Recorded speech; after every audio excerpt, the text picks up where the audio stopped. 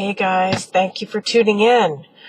Okay, this is my review of Alleluia, which I was really looking forward to because it's a French remake of a movie called The Honeymoon Killers, which is a classic movie that was made, I believe, in the 60s, late 60s, 69, I think, by a guy named Leonard Castle. And it was based on a true story about this pair of killers named Martha Beck and Raymond Fernandez. And they were dubbed the Lonely Hearts Killers. And this guy Raymond was one of these guys who scammed women. And Martha Beck was his lover who posed as his sister. And they both murdered a lot of women in the process of their relationship. Anyway, so this movie is loosely based on that story, and I was really looking forward to it, and boy, it did not disappoint. The original Honeymoon Killers, if you have not seen it, you must, because it is a brilliant film, and the lead actress in that movie who played Martha Beck, her name was Shirley Stoller. Just amazing, mind-blowing performance in that movie. She was just so good in that movie. But that movie was dark. You know, it was kind of like, almost like a black comedy, sort of, you know, in a way. I mean, murder is never funny, but the movie was done in such a way that it was just darkly comic. You know, there's no other way to put it. But it was a very dark film based on a true dark story. This film, if possible, is even darker. I mean, pitch black darker. I mean, this movie was brutal. This movie was very dark, disturbing, and violent. Extremely violent. It's not for everybody, for sure. If you don't have a strong stomach, stay away, because you will not like it. If you do, however, I think you will like it, because it's just it's an incredible film. The director's name is Fabrice du Welz. He is Belgian or French, one of the two. He did a previous movie called Calvaire, and I believe a couple of others. And he did an amazing Q&A. He came out and did the intro, and he did a fantastic Q&A, which I'm going to be posting separately, again, because it's going to take me forever to upload, because it's over 10 minutes long. I think it's about 13 minutes long.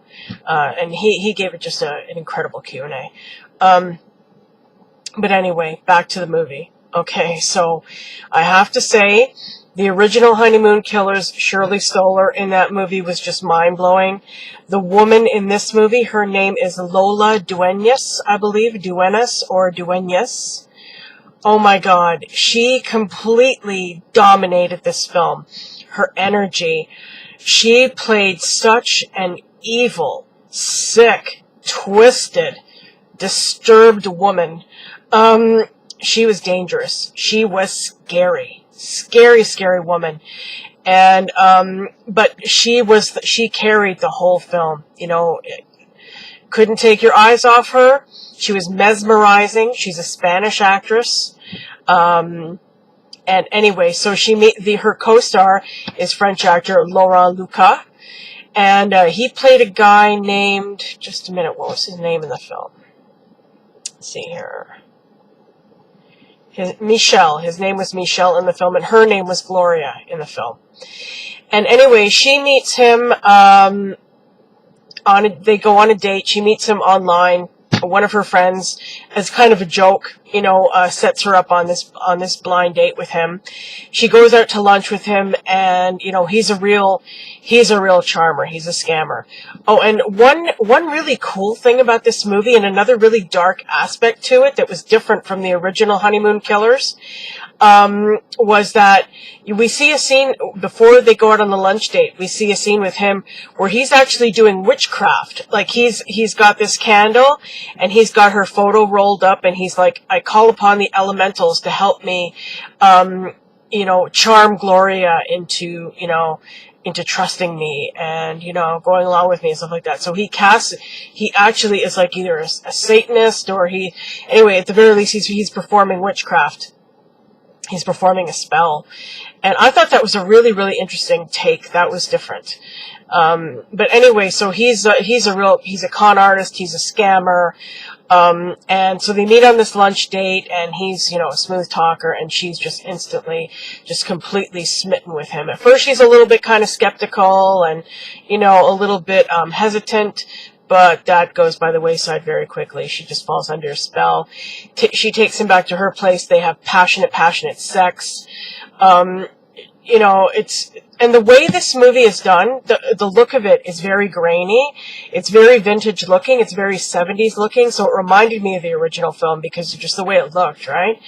And there's a lot of close-ups. There's really, really intense close-ups of her eyes or, her mouth and things like that.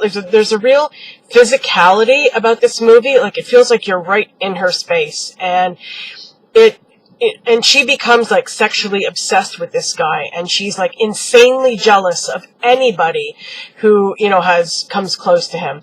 And of course he's a scammer. That's what he does, right? So he gets involved with all these other women, and so inevitably things happen. Like, she catches him making out or having sex with these women, and I'm not going to tell you what happens. I'll just tell you, suffice it to say, it's a bloody mess what happens, okay? And wow, I mean, she was scary. This movie was scary, man. There were parts of this movie I was like, oh my God, so that's what a psychotic is like. I mean, she was just mad. She was insane, this woman. And I guess this guy just brought that out in her. And this movie was violent enough, I would say, to even be classified as a horror film. And I mean, the theme, the scenes, very horrific. Very horrific. Like I said, if you don't have a strong stomach, stay away. But it is so worth seeing, it is so worth seeing. It was just so well done. You couldn't wait to see what was going to happen next. And it was just so original. Oh, and it was funny because in the Q&A, which you will see when I post it, the director was talking about how the Texas Chainsaw Massacre by Tobe Hooper was one of his favorite films and how much of an influence that film had on him. And boy, can you really see the influence of that movie in this movie. I mean, blood everywhere, just dripping, people dripping blood, their hands dripping blood, just blood all over the floor, blood all over the walls, I mean, it was really, really scary movie. I guess it really, really shows you how a disturbed person, how their mind works and how they can just go off, the certain things will just set them off, and in these fits of uncontrollable violence. And you see that over and over again in this movie. And it's funny because she starts off when the movie begins, she works in a morgue, perfect place for her. She works in a morgue, cleaning the dead bodies. She's washing a dead body in the very first scene of the movie. And, I guess that kind of predisposes her to being around dead people, right? But, anyway, what was I saying? I know what I was saying. Okay. When the movie begins, she starts off seeming to be this very, very kind of passive, placid, quiet person. And then all of a sudden she just becomes this maniac, and we see that side of her, that maniacal side of her. And another thing that was really scary about this movie and different about this movie is it's not often that you see a woman killer.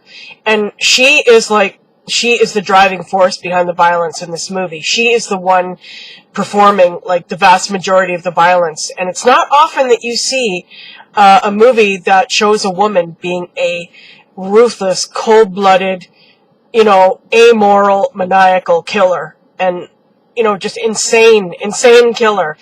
And I guess that's another thing that was really disturbing about it. It is a disturbing film, it's parts of this movie are not easy to watch. But you know, it was just so well done. You know, like, it's not exploitational. It's not gratuitous. It's part of the story. It's part of the story about these two people and how this woman was, you know. Like, it took this man coming along in her life, I guess, to unleash all the violence that had been inside her all along. And this movie just did such a great job of showing that, you know. And like I said, it wasn't like a retelling of the Honeymoon Killer story. It was just loosely based on it. It was about, you know, these two people who go around scamming other women and murdering them. But, you know, aside from that, it wasn't like a retelling of the Honeymoon Killer story. It was just used them kind of loosely based on those characters. And she was just really, really, really just so amazing in this movie. Like, a completely fearless, no holds barred, you know, like, let it all hang out kind of performance. I mean, she just did a fascinating, incredible job. And I think the director was saying in the Q&A that I guess he had seen her in a previous film, or he had known her, or worked with her before or something, and he told her he wanted to write a part for her that was like this, playing like a real crazy woman, real crazy, violent, you know, over-the-top woman. And she said, yeah, do it. I want to do it. And she was obviously ready for this role, and she completely embraced it, and, you know, let it all hang out, and she just dominated this film. She was just, like, incredible. As distasteful and disgusting and repulsive as her character was, you just couldn't take your eyes off her, you know, because she was riveting. You know, you just wanted to, you know, try and figure out, like, what is wrong with this woman? Why is she like this? You know, what could have possibly made her become this person? She was divorced, and she had a young daughter who she quickly abandoned once she met this guy. She went off and left her with a friend. She did love her daughter. Could anybody like that love anybody? Somebody who is that disturbed, can they ever love anybody? But, you know, she did seem to care about her daughter. She felt guilty about leaving her, and she did miss her.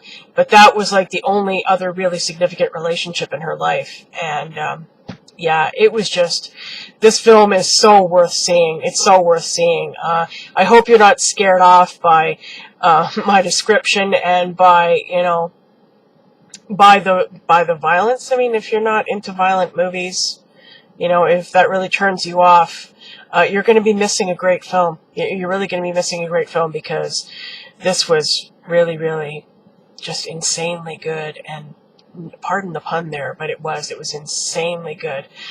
Did not disappoint me. I knew this was going to be good. Like, you know, just knowing that it was going to be a remake, and I don't know, when I read the description, I was like, okay, this guy is going to do this story justice, and he definitely did, and it was fantastic.